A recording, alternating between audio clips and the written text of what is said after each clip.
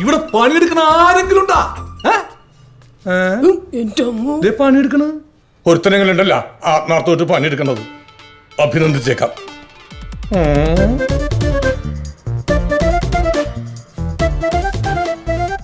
എന്താണ് ഇത്?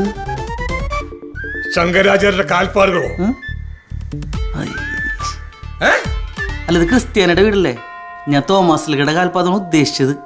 ഈ വീടിന്റെ മുതലാളിയുടെ കാൽപാദം എന്റെ നെഞ്ചി പതിപ്പിക്കാനാണ് നിന്റെ ഉദ്ദേശം? വലിയ ഉപകാരം.